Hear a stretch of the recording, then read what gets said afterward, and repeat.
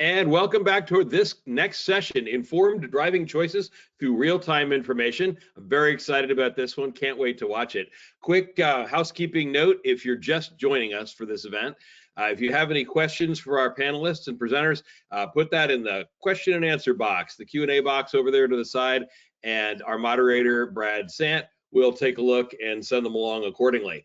And now that we're talking about Brad Sant, anyway, let me introduce him. Most of you probably already know him, but he's the Senior Vice President of Safety and Education for the American Road and Transportation Builders Association, where he oversees safety advocacy and training, including the National Workzone Safety Information Clearinghouse and various federal safety contracts.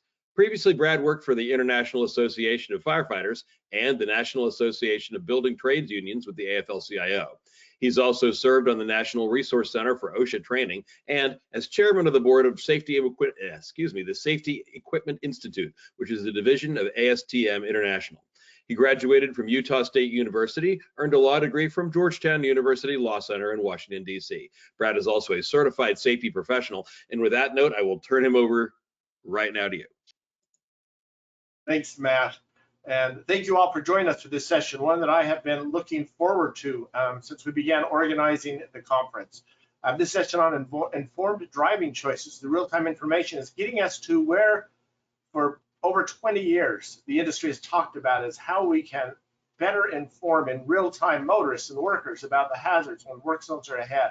We're going to see some of the innovations that are now coming to life through the efforts of the WZDX program and others.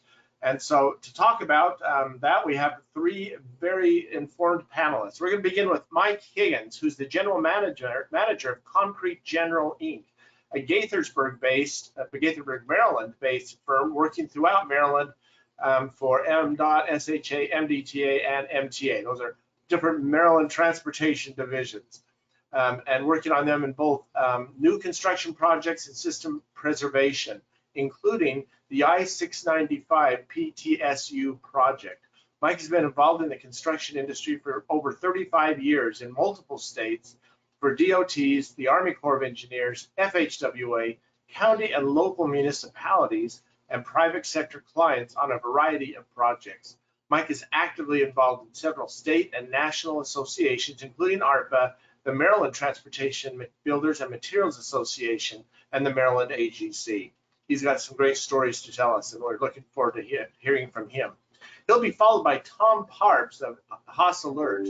With 22 years dedicated to solving organizational challenges, Tom has partnered closely with roadway agencies to tackle critical road safety issues. By addressing preventable collisions and struck-by incidents, his efforts have spanned across numerous organizations, from small enterprises to large corporations.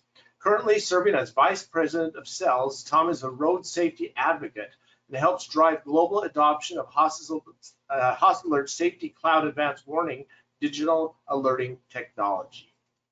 We're going to wrap up with Frank Zuko, who is the Director of Intelligent Transportation Systems at Wanco, which for nearly 50 years has provided the industry with portable traffic safety equipment.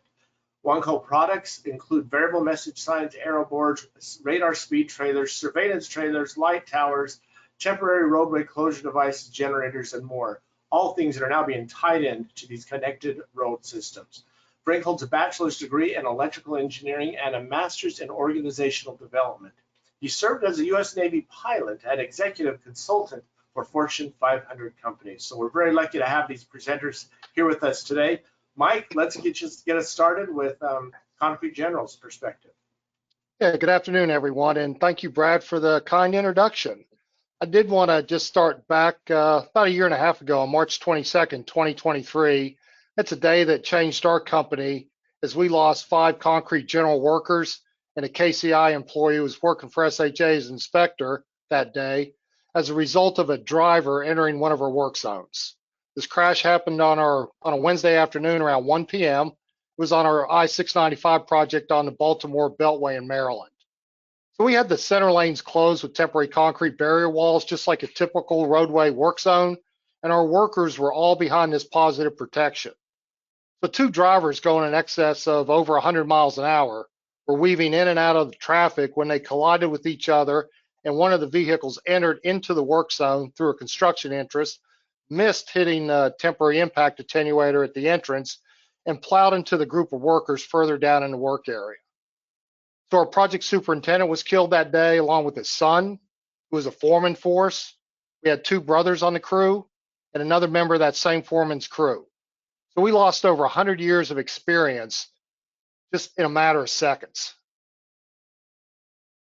So as a result of the crash, Maryland's governor, Wes Moore, announced in April of 2023 the formation of a work zone safety group to look at what the state of Maryland is currently doing and identify changes that need to happen to improve work zone safety and reduce crashes in our work zones. On any given day in Maryland, there's an average of 1,000 roadway workers at more than 300 work sites. This is in addition to the law enforcement personnel at those same work sites. So the work group was chaired by Lieutenant Governor Aruna Miller, who's to the right of the governor in this photo. She was a traffic engineer prior to entering the political arena. So the work zone safety work group included individuals from the transportation section, including law enforcement, traffic engineers, highway safety experts, along with the construction industry. So the photo on the slide is from the bill signing day with the governor and lieutenant governor, along with some of the members from the work zone work group and some of the crash victim family members as well. So the work zone safety work group was tasked to develop a set of recommendations that outline specific actions to keep roadway workers safe and decrease the number of crashes that occur in construction work sites on Maryland highways. The group had 2 major focus groups: roadway operations and driver behavior. This slide kind of outlines some of those specific items that these groups identified, and we're going to talk a little bit more about the increased drive alerting, which is underneath the driver behavior. So during discussions at one of our meetings, we learned that SHA is currently using HOS alerts for their snow removal equipment. This included their third-party truckers when they're out plowing snow for the state. As we learn more about that HOS safety cloud system, HOS alert, we found out that our existing Samsara telemetrics system that we use for GPS and our onboard cameras for a lot of our equipment works with the HOS alert system. So all we needed to do was purchase a wiring harness and connect to the emergency lights in our vehicles. We started installing and implementing the HOS alert systems in our fleet and are now utilized in over 85% of our vehicles. There's no need to train your employees on how to use the system. Simply activate their emergency lights as they typically do, and alerts start going out. So one of the features in the system is digital alerting. This is very effective in alerting drivers through their map apps that we all use, like Waze, Google Maps, Apple Maps. This is when our vehicles are actively working. Those alerts go out. Alerting can be automatically activated when we deploy the attenuator on a TMA or a truck-mounted attenuator, turn our flashers or emergency lights on, or we can just manually input alerts. So the map on this slide shows a typical week of alerts just for our company, CGI, throughout the state of Maryland. As you can see, we put out a lot of alerts. So the drivers alerted year-to-date numbers that are shown on the slide are just through the month of September, probably not the whole month. When we put the slide together, we put that number in there. But on average, we're about 50,000 alerts per month across the state. So we need more tools in our toolbox like digital alerting. The traveling public is one hazard that we cannot completely eliminate or control. We need to get into their vehicles to get their attention prior to entering into our work zones. So Tom Parr from HOS is following me and will probably better explain the HOS system than I've just given you a real brief overview on it. So a couple things I'd like to leave you with. One, it only takes a few minutes to make a difference. So we here at Concrete General promote, this is one of our local regional safety councils, Chesapeake Region Safety Council, Work Zone Safety Pledge to slow down, move over, and pay attention and raise awareness about our work zones and our workers. We need to change the current driving culture to help better protect our workers. So there's a QR code that's on the slide if you want to scan that. I know the slides will go out to everybody here that's in attendance. Or you can also visit the Chesapeake Region Safety Council's website for more information on the pledge.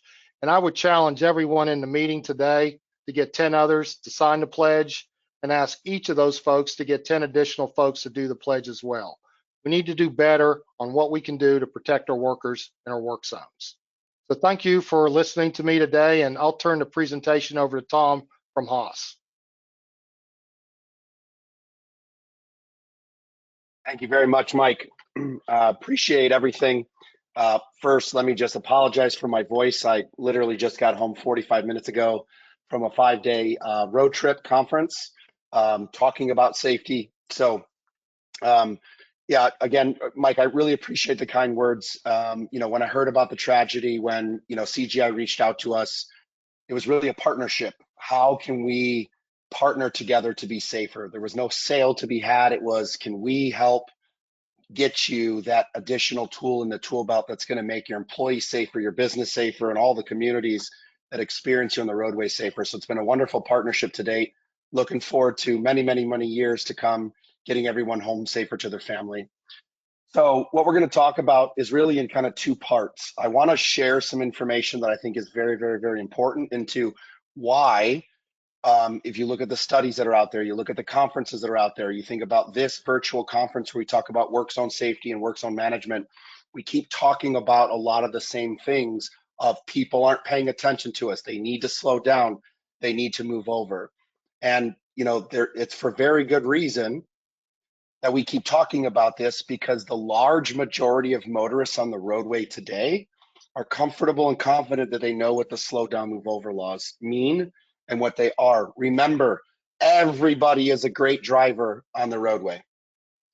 But despite all the amazing safety stuff that our industry has been deploying for decades, our industry experiences on average 315 preventable collisions a day, 110 injuries a day, and an average of 3 deaths a day in our work zones, where we've deployed tons of safety things, from cones and barrels and signs and message boards and TMAs and positive barriers and Jersey barriers and high visibility, and we train our people, and we have to keep doing that. But why does it keep happening? And Mike kind of touched on this. It's driver behavior.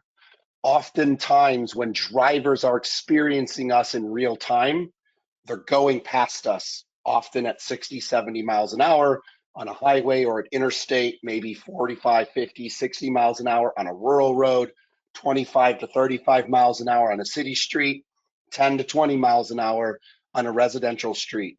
But nothing that we're using today, as great as it is actually getting inside of the car. Because remember, everyone is a great driver. If you ask your friends and family, if you ask colleagues, just ask random people that don't know about the industry, hey, are you a distracted driver? They're going to tell you no. Hey, I pay attention. I'm a good driver. I don't do bad driving behaviors.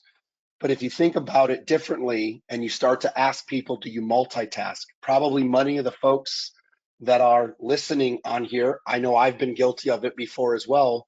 We like to multitask as a society, be that drinking coffee or drinking soda, whatever it is we're drinking. Could be having passengers in our car, our colleagues, our loved ones that are in the passenger seat, our kids that are in the back seat. Are we not talking to them? If you're not talking to them and they're talking, your brain is paying attention to it. It's cognitive distractions. Do you have a radio in your car? You're a distracted driver. If that radio is on, it consumes the majority of your cognitive brain function. Your brain pays more attention to that than safe driving. What about the cell phone? We live in a technological age that you don't have to hold the phone up to your ear. Literally, we have Bluetooth, we have hands-free. Well, if you drive a car and you're having a hands-free phone conversation, it's the equivalent of driving with a 0.08 blood alcohol content. It's like driving impaired. And I bet many of us can relate to, oops, I just missed my exit, because I was deep in that conversation, paying more attention to that than I was driving. Same thing when we're eating food or shaving our face, putting makeup on, we're reaching in our purse or digging for a wallet, or something fell on the floor, or we got our dog or our cat in our lap. And many of you have been on the road for many, many years, and you've probably seen even crazier things than that. People in general don't think of everything I just said as distracted driving, but it's distracted driving, because distracted driving is a bad word. And so we need to make sure that we have people's attention, we control their behavior before they get to us. So beyond real time, upstream, change their behavior, get them to pay attention, break that distraction, disrupt those phone calls, disrupt that radio, disrupt what's going on and say, watch out for us, and give them time and space. Because if we don't, unfortunately, what happens, the kind of the hole in the Swiss cheese that we haven't filled as an industry, is the fact that we don't have people's attention until it's too late. And this stuff, unfortunately, has become just a traditional way of experiencing. It's going to happen no matter what I do, but it doesn't have to happen. And unfortunately, when it does happen, it's the biggest risk that we face is people not paying attention to us, and something happens like this, like the terrible story that Mike and the CGI team had to experience, even though they did everything right. And so when you start to think about how do we inform drivers, back in 2015, Haas Alert created Safety Cloud. We are the world's largest vehicle to everything communication company. We literally get advanced warning notifications into people's cars through their phones, through their infotainment systems, literally through cars themselves. We make cars talk to each other. We make infrastructure talk to cars. Cars talk to infrastructure. There is nobody on the planet Earth that does what we do, how we do, with all the alerting partners that we do. Literally, it's all about how can we help drivers make more informed decisions? Because if I can get them out of your way, you're going to go home safer to your family, and so are your people. But that means the motorists who are also at risk. They often are on the receiving end of these collisions because they weren't paying attention, but they get to go home to their families. And we talk about Vision Zero. We talk about everybody going home safer. That's our mission, and that's our motto, and that's what Haas Alert has been doing for nearly 10 years.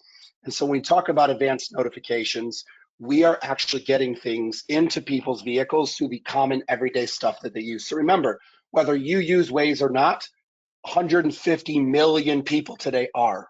So where are people, whether they're navigating or not, whether their phone screen is closed, it's just running on the background, or it's running through Apple CarPlay, Ford Sync, Android Auto, that's where people are. Meet them where they are, disrupt what they're doing, provide them with an audible so they can hear it. Watch out, construction reported ahead. And a visual like you see on my screen, again, whether it's on a handset or it's through their infotainment system. And we've been doing this again since 2017. We are the largest provider in the world, the largest provider of road safety data in the world to Waze because of our relationship with Google. We provide so much high quality ground truth data to Waze. They have a feature when they look at their data, exclude the Haas Alert data. That's how big of a data provider in the world globally that we are to Waze. And because of that relationship, that's why Apple came and partnered with us back in 2022, so we can help optimize for better road safety. And now you're able to receive these audible and visual alerts on Apple Maps. And again, through your phone, through your infotainment system, whether you're, and I want to be clear, whether you're navigating or not, right? The basic requirement is the app is at least running in the background of your infotainment system or of through your phone. And again, iPhone's the #1 smartphone on the planet. What mapping app is on all of those? Apple Maps. Even though far more people use Waze, Apple Maps was still a great addition to that. And as well as in 2022, Stellantis, the 6th largest car manufacturer on the planet Earth that owns the Chrysler Fiat brand, which are ridiculously popular here in North America, they partnered with us as well. But we did something different. We're actually natively programmed into these cars. We're just a part of those vehicles. The requirement is you started your car. And what they did is they passed our programming to all 2018 and newer models of Chrysler, Dodge, Jeep, and Ram. So millions and millions and millions of vehicles on the roadway today that have that Uconnect service just automatically get our alerts if they are going to encounter our heroes that are working on the roadway, keeping our infrastructure moving, building, and keeping it from crumbling. And so ultimately, I just share these two screens because the look and feel might be different, but it's the same experience. Disrupt the radio, disrupt the phone call, disrupt the distraction. Is it a giant black screen? In some makes and models, it's a giant white screen in others. Now, in addition to that, you may have heard just about 2 weeks ago, we launched with another automotive brand, Mercedes-Benz, and their 23 and newer models of Mercedes-Benz, and we far exceeded their expectations on the number of people that would activate this in those Mercedes-Benz vehicles. And in the next week or two, for want of a better term, in the beginning of November, you're going to hear another major automobile manufacturer that's going to launch natively with us. And so, we look at, we've been working with tons of departments of transportation. We work with nearly 5,000 agencies across the US, Canada, UK, Europe, Australia, New Zealand. We can do this all over the world. There's an appetite for it all over the world because people want to be safer. Countries, governments, states, they want their motorists to be safer as well, and that's again a big win-win. But this has all been proven. The University of Minnesota proved it back in 2013. Purdue has been proving it for years since 2020, and even in 2021 when they released this. We activating digital alerting through Safety Cloud using Haas Alert Safety Cloud. We're reducing hard braking incidents that lead to those secondary collisions, those intrusions in our work sites, or motorist on motorist, interactions by at least 80% or more. We're reducing the risk by as much as 90% that these things even happen. And NHTSA, right, has even shown that within the first seconds of an alert going out, average speeds are reduced by at least 25% or more. And further, with the work we've done with like AAA and their sister company up in Canada, CAA, they've been on the roadway. CAA showed 97% of motorists are slowing down and moving over the moment they get an alert. So we're not the end all be all part of like, you just don't use us and nothing else. You have to use your flashing lights. You have to use your cones and your barrels and your signs and your variable message boards. And I'll leave that to Frank. They've got some amazing product. There's a reason that they're a leader in what they do. And we're so grateful to be partners with Wanco and their connected aero boards and their work zone data exchange feeds. But literally, what's missing in the equation, why this stuff keeps happening, is because we don't have people's attention. It doesn't matter how many things you throw on the roadway. That's just what has been proven. And you can have as many peer studies as you want. You can keep doing all these independent studies to replicate all the stuff that's been proven for more than a decade. But the fact of the matter remains, if you don't have their attention, this stuff is going to keep happening. If you have their attention, people actually will see you before they get to you, and they will have an opportunity to slow down, move over 30 seconds upstream. That could be a half a mile away at a fast speed. That could be 3 blocks away on a residential street, but they will have time and space to see you and get the heck out of the way. And that means, like all the rest of the agencies we work with, where I'll give you an example. We work with a large Department of Transportation that used to average about 30 strikes a year. We reduced it to 0 the moment they activated Safety Cloud. In the 5 years they've been with us, they've had a total of 2 in 5 years. 2 unprotected vehicles, but still 2 out of that large asset class that is protected by Safety Cloud. Only 2 in 5 years were sideswiped. Mike talked about SHA. They showed in all of last year, those SHA vehicles saw no more strikes because they deployed Haas Alerts, Safety Cloud VR digital alerting. And then many of the DOTs are actually taking advantage because digital alerting was codified under IJA into federal law specifically for preventing roadside deaths. And that's the work we did to make sure that you guys have every tool in the tool belt to go home safer to your family. So I appreciate the opportunity. I welcome any questions. Our goal, we don't want to sell anything. Just like with Mike, we'd love to partner with you. We'd love to share our data, share the things that we know, and just be a helpful resource for you in this. But no selling here. We just want to make the roadway safer and partner with you if we can. And over to the amazing Frank Zuko. Thanks, Tom. Good afternoon, everybody. Hey, I've been really paying attention to everything that has gone on in this conference. We've had some amazing presentations. A lot of hard work has been done by DOTs, universities, and various industry organizations. And I made some notes. So I'm going to be referring to my notes today, and I want to bring up some of the main points that have been made and try to address those a little bit. And I want to invite everyone listening to please type in on your computer any comments or questions you want to send, and Matt and Brad can vet those and send them through, and maybe we can sort of have a discussion in that way. So let me get started. The topic of this is real-time information, and what I want to try to accomplish by addressing the things that have already been said is to kind of tie this up a little bit and answer the question, how do we get safer, quicker, at less cost? Because I think that's what's on everyone's mind. And that's the work that everyone has been talking about so far in this conference. And my quick and dirty answer to that is that one way to do that is digital alerting. So I'm very happy to be presenting with Tom today because HosAlert Safety Cloud is one good solution to that. There are others. Wanko makes message boards and arrow boards. There are 3 other pretty big companies that make message boards and arrow boards. I'm going to name them. Hill & Smith, SolarTech, and Vermac. And if you guys are here and you want to verify this, I have checked with sales reps and stuff, and it sounds like all of us work with Safety Cloud. I think that's important.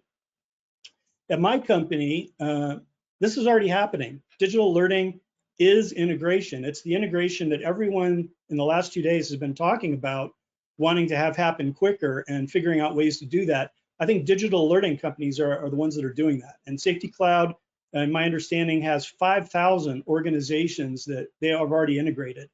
And so I'm going to read these questions and show how I think digital alerting is one really good solution to that. I also want to mention, a few weeks ago, I was in LA with Tesla at their launch of the Robotaxi, and that thing works. I know it works because I drove there in a Tesla Model 3, and I made no input to the car other than to plug in the charging and tool around parking lots between trips. And last week, Tesla launched their digital alerting. So Tesla's now 5 million Tesla cars in the United States and globally get digital alerting right through their screen. And so Tesla and Safety Cloud, I think, are the 2 main digital alerting ways that you can do it now. And Safety Cloud has integrated 5,000 different organizations. When DOTs, municipalities, universities come to us to work with Wanko, a lot of times what they want, they're bringing these following words: connected tech, they want that; digital alerting, they want that; WZDX, they want that; and APIs, they want that. So I want to talk a little bit about how those things are working out right now and what are the obstacles and how we can make them happen faster.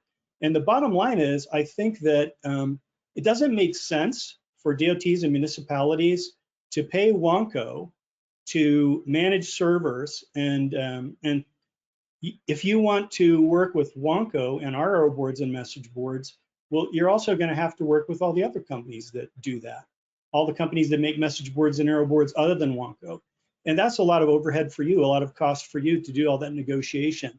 And how many organizations would we have to work with in order to get that done? Well, Wanko has 80,000 end users of record in the United States. That's how many organizations have bought our arrow boards and message boards in the last few years. Do we want to try to integrate 80,000? I don't think so, but it's fortunate that HosAlert has already integrated 5,000 for us. So rather than a DOT coming to Wanko and wanting to buy from us API and WZDX, it makes more sense for us, and we can provide the WZDX and API if you want, but it costs to do that. It costs to have programmers, very much. It costs to have servers, very much. And so rather than every organization that makes arrow boards, message boards, truck mounts, lit signs, doing all this work and duplicating it, and then DOTs having to pay for it over and over again and negotiate for it over and over again, it makes more sense to me to use digital alerting, whichever company you choose. And but I think that HosAlert is the one that has done the most work in this way that is public, that we can all access. You know, I love driving my Tesla, but I can't call up Elon Musk and ask him to do something different, but I can call Tom.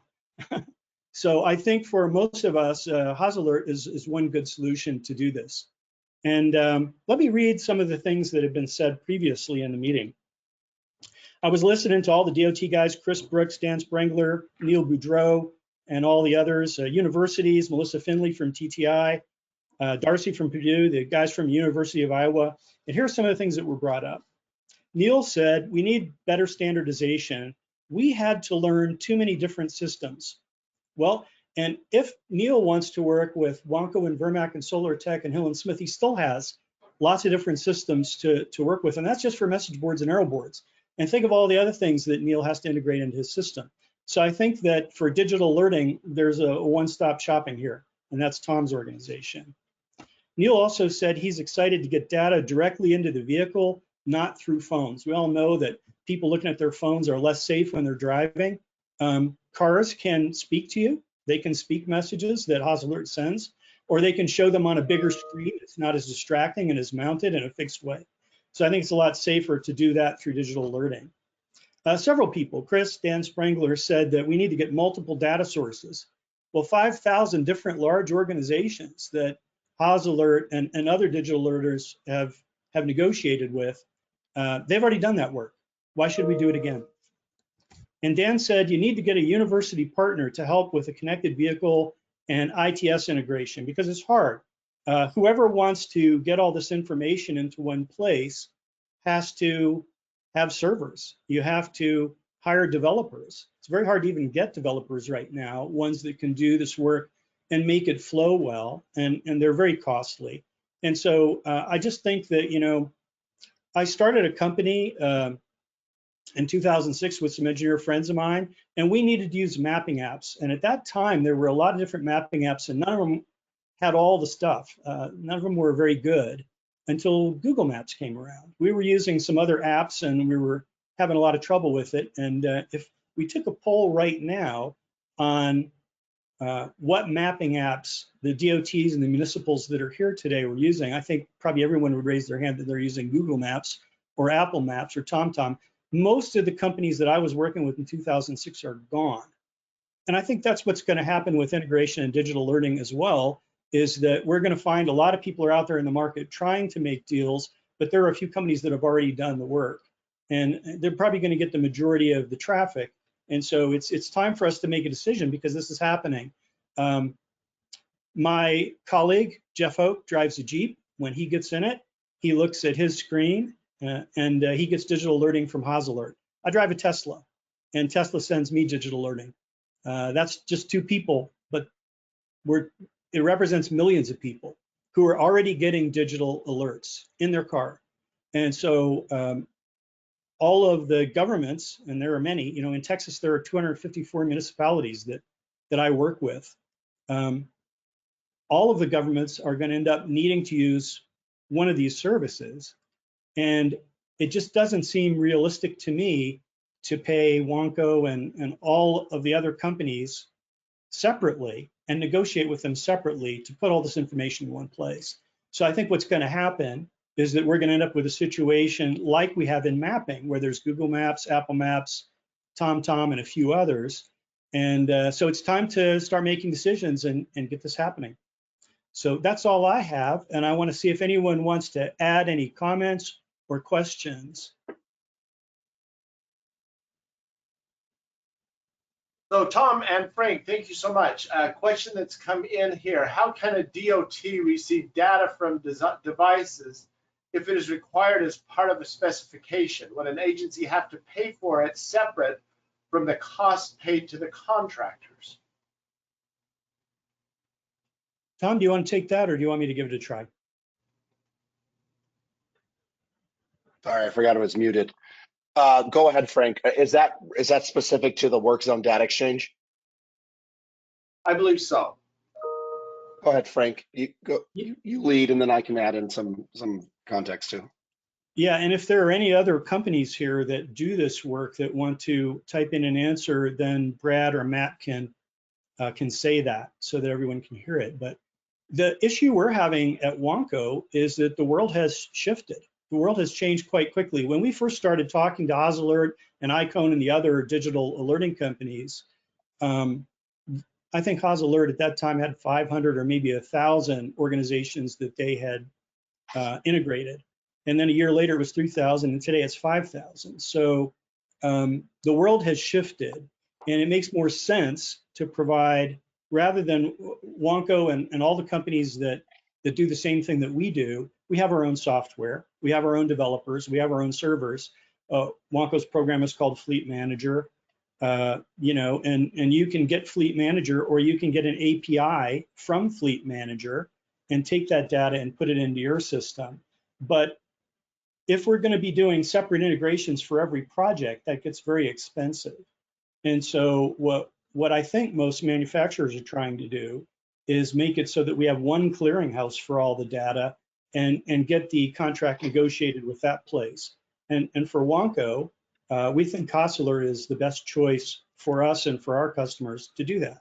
And people are going to have to make a decision. There's other ways to do it, but it's inefficient for Wanko to do all the work that's already been done by someone else.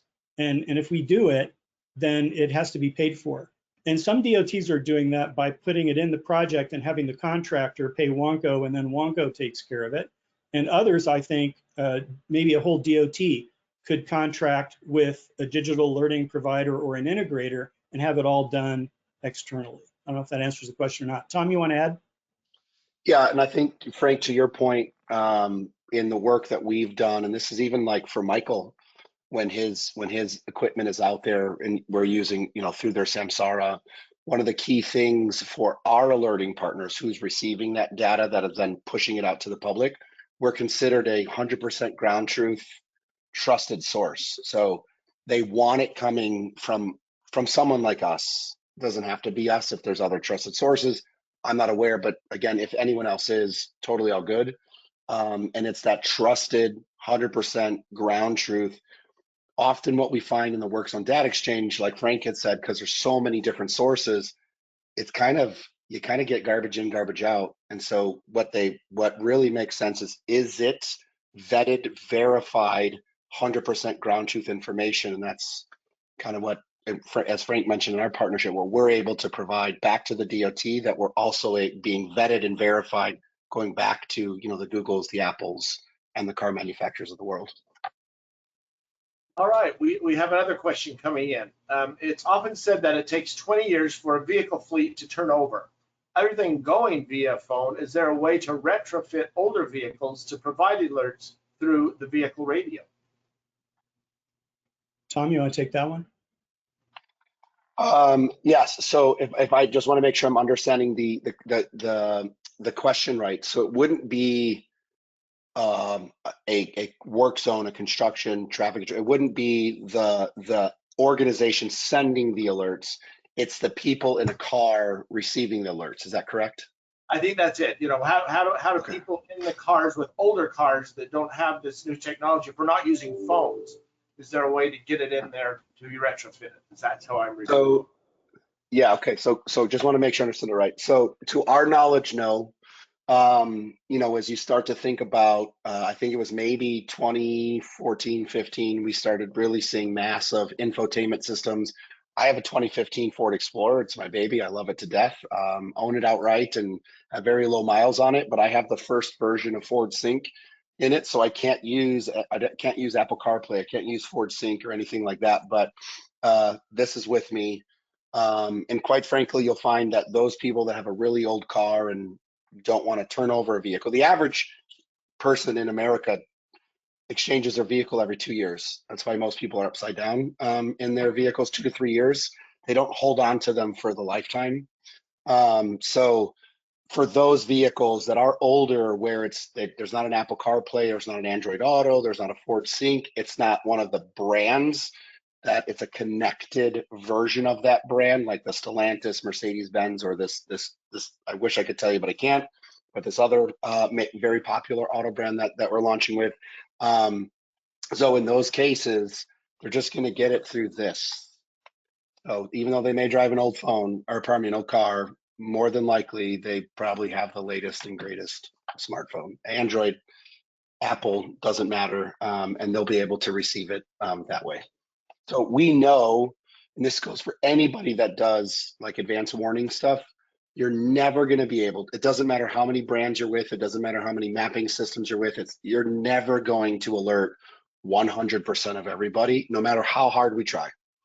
But what we know is, even with, and I'm just speaking from our experience because that's the only data that I can see, because we alert so many people through so many channels, we're getting the majority of people to slow down and move over, and those people that didn't get the alert follow suit. They get out of the way too because everybody else is. So that's one of the benefits, but specifically unless there's a product that's built to like modernize that really old car, those kind of folks are just going to get it through this, and just like everybody else, even if they have a newer car.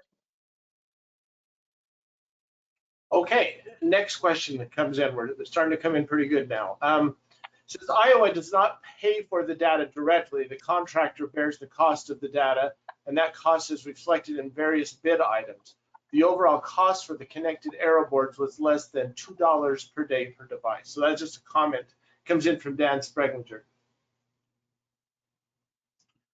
Excellent. Thank you, Dan. Next question, it says, and they receive messages on their phone without having the navigation maps open. So that's more of a question, more of a follow-up question with the use of phone technology. Yes, so you don't have to be navigating, but I'm going to use Waze. I'm a big user of Waze. I have been for, gosh, however long they've been around, forever, even before Google bought them in 2013. So you'll notice that I've got my Waze turned on. Now I live, just a little story about myself. Our office is in downtown Chicago, so in Lincoln Park. Excuse me. I live 38 miles northwest. On Tuesdays and Wednesdays, not today because I just got back from Boston. On Tuesdays and Wednesdays, I drive down to my office. My 38-mile trip is an hour and 45 minutes. I know where I'm going. I've lived here, other than when I was in the Marine Corps. I've lived here for 44 years of my life. I turn on Waze because remember I have a 2015 Ford Explorer, so I can't connect it to my car. I put it in the background. I close my phone screen. Guess what Waze does while my phone is sitting in the cup holder? It talks to me. It tells me about the hazards that I'm going to encounter, be it construction, be it an emergency vehicle, be it a lane closure.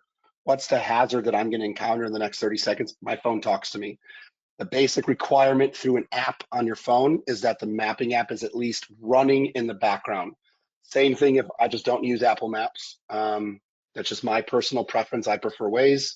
But as you can see here, even if I did, sorry, I'm trying to get to my video here.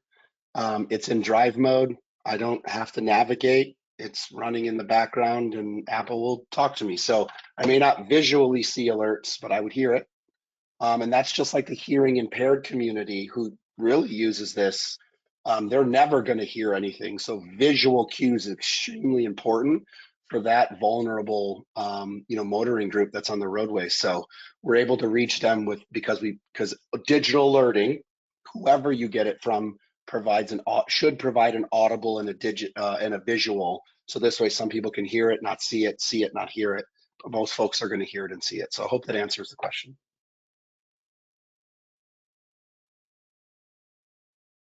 Thank you. If you are going to be kind of futurist, how long do you think before this type of technology is widely adapted by most car manufacturers? I mean, we're seeing a few ticking off now, and I'm not talking about specific brands, but just kind of a universal adaptive using the WZDX type data information to inform drivers.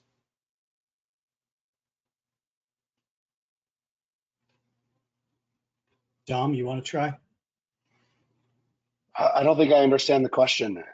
Like, is the WZDX feed going to notify the drivers?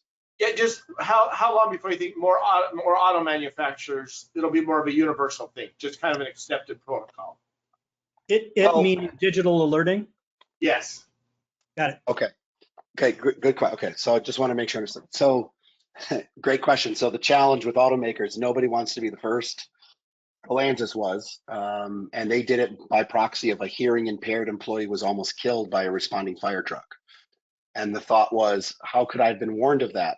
Well, we had already been talking to them. They launched very quickly. Somebody was almost killed. And because they were the first, now you're starting to see these others that are coming on board. I'm under NDA, so I can't even give you guys hints. But we are very deep in the process with many, and there's some that it's just not on the radar for them yet. But rest assured, as you start to see more and more get announced from us, I'm just biased because I can only speak to myself. When you hear more and more from us, the snowball gets bigger and bigger and bigger because soon it'll become a race. I don't want to be the last one to offer it if all my competition has it. So We've got another one, like I said, us specifically, we're launching another one. You'll hear about that, like I said, at the beginning of November. And we've got a few more that are queued up right behind that where we're just proving out the data. There will be press releases about some of these things happening. And my sense is that once you see the curve tending up like this, then all of a sudden everybody is going to be doing it very, very quickly, because all the auto manufacturers are already prepared for this. They've just been waiting to see when's the right time to flip the switch and make certain expenditures. And so I think it's going to happen very quickly once it starts. And it seems like it started. That's what it seems like to me. Yeah. But you know, there have been delays with the new technology before.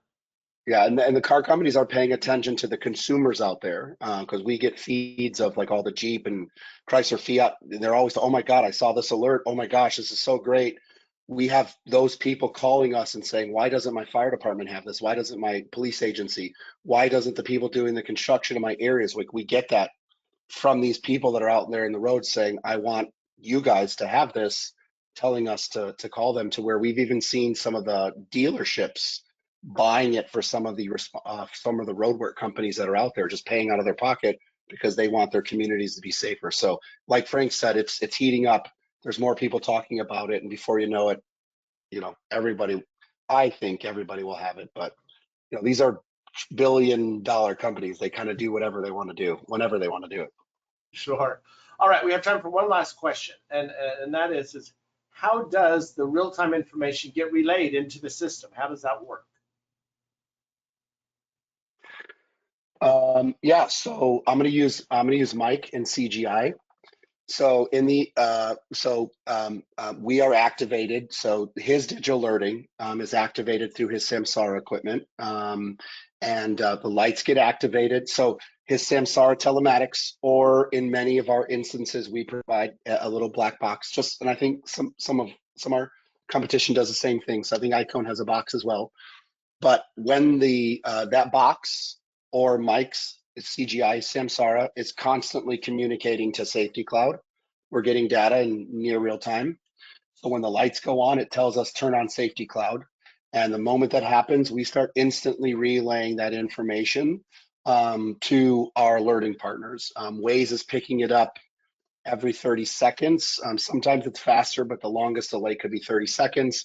Stellantis and Mercedes-Benz, they're getting it in near real time, like every second.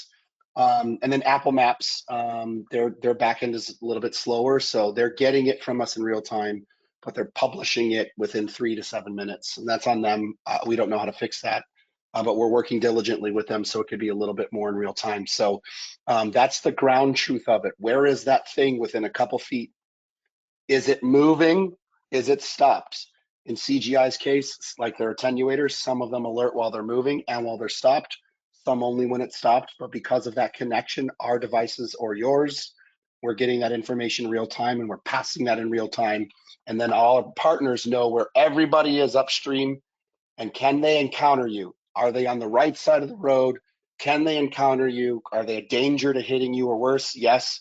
Give them alert, leave everybody else alone, so there's no over alerting, no false alerting. That's how accurate it is, because it's 100% ground truth.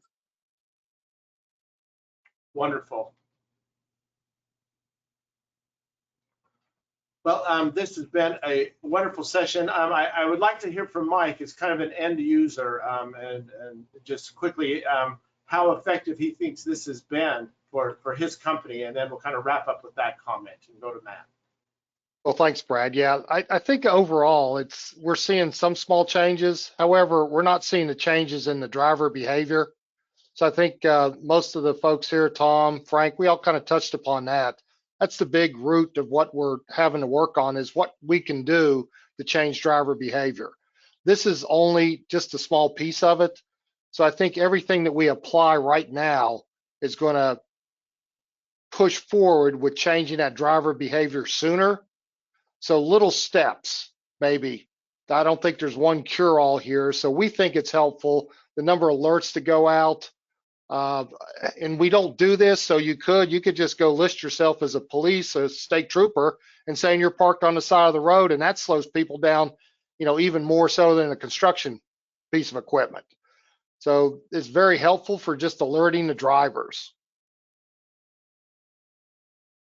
And I'll wrap up with that. I think it's a great system to use. I think if you haven't seen it or used it, get involved with it a little bit and see if it works for your company. If it's a state agency, see if it works for some of your roadway equipment, whether it's your maintenance workers out there, your snow removal folks out there. It's a great piece of technology that helps us keep our folks safer. Great. Excellent session. Back to you, Matt. All right, thanks, gentlemen. I learned a lot and I really enjoyed it. So now we're going to take about a 5 or 6 minute break. Go to the bathroom, get some water, stretch, because you're going to need to buckle in for our next session about the OSHA heat standard updates. We kind of saved the biggest thing for last here. So we look forward to seeing you in just a few minutes. Thank you.